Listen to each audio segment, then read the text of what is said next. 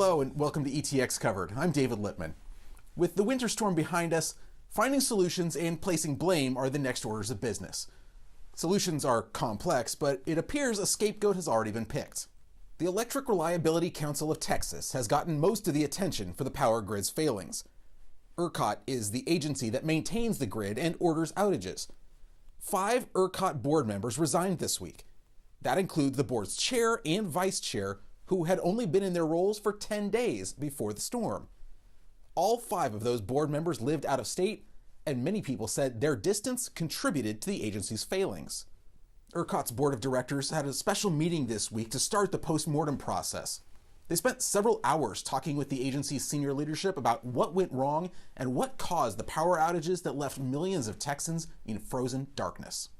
First of all, I want to acknowledge the pain and suffering of Texans during this tragedy that continues for many, even after the power was restored last week.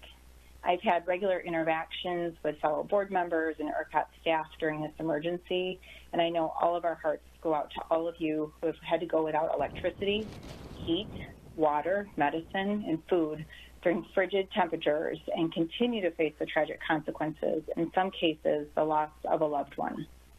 I also heard from Jessie regarding power outages in Dallas. I'm listening to a single mother in the apartment below me cry her eyes out as she can't feed her child and keep him warm. I just want to acknowledge and thank the people for reaching out to us. These are heartbreaking situations that people face, and the concerns that I know all of us think about every day and night.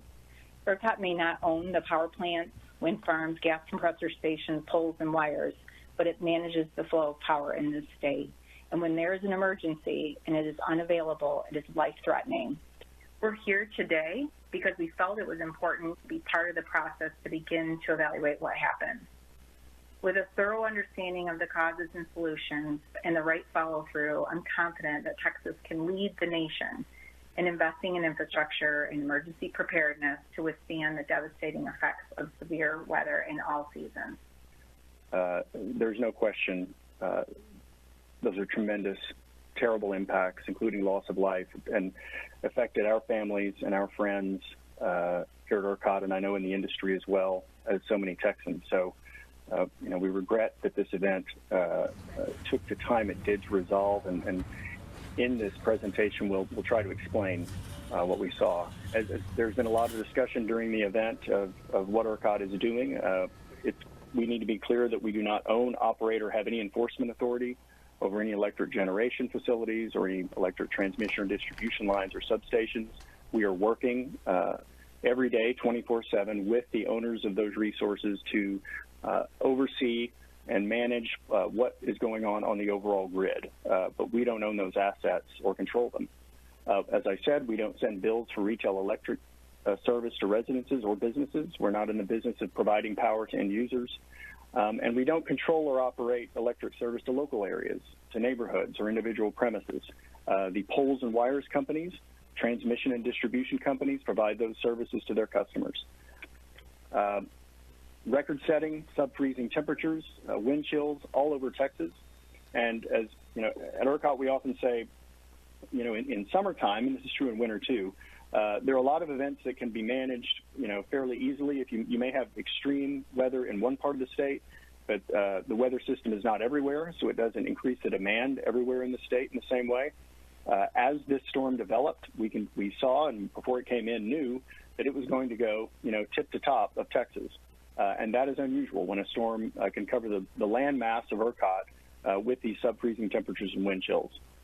When you were talking about communications, I feel that the issue with ERCOT's concerns with regard to this event should have been more broadly communicated at our February 9th board meeting, and that the concerns with regard to the upcoming weather event should have been communicated more specifically. And I feel, as a board member, very frustrated that did not occur. And at 7:06 p.m. that night, we set a new winter peak. So more electricity was used on the ERCOT system on a winter's day than had ever been used in history. And we looked like we were in decent shape, knowing that we had a whole lot more coming at us as the morning peak ramped up. But around 11 o'clock, we started to see challenges. A lot of generation began to drop off, and as the storm system was blowing through the state, and one generator after another reported that they were tripped off, they were not able to operate. So during that period where we were, at 59.3, we could not stay there long. We could not go lower, or we would have risked a blackout of the entire system. And that is the thing that we cannot allow to happen, because if we have a blackout of the system, the system is out for an indeterminate amount of time, and it's extraordinarily difficult to bring it back. We may still be here today talking about when is the power going to come back on if we had let the system get into that condition. This slide, I think, indicates why the restoration took as long as it did. In other events where we've had gone into rotating outages, say in 2011, the ability of the generation that was forced out to come back didn't take nearly as long as we saw in this situation, and we know because we were working 24 hours a day with the generation owners and their representatives that every effort was being made to fix those units. The hardest question, and the question everyone wanted answered, is when is this going to end? And the answer that we had to continue to give was we are, fighting, and the generators are fighting to get these units back on. And as those units come back on, we can reduce the number of outages. And that, of course, was not a satisfactory answer to people who have been sitting in the cold. With the nature of this event, there were times when either, the weather would kick up again, say in a morning ramp, or generation that had come on had other difficulties and had to come back off. And then we'd had to add the load shed back in, addressing some more, electric system issues on what we saw in 2011 versus 2021. And again, I think you can see from the data, these are very different events. The maximum generation capacity that was forced out at any time, while it was 14,000 and some in 2011, it was over 52,000 in 2021. And I appreciate that you brought this topic up, that you are recognizing that there are significant challenges. And for utilities that had to drop over 30% of their customers during this unprecedented weather event, it created a humanitarian crisis. So I want to find a solution to this problem.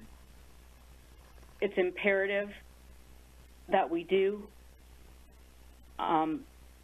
People in Texas should not have to endure such hardships, or anywhere for that matter, in 2021. And so we've really got to roll up our sleeves and solve this problem.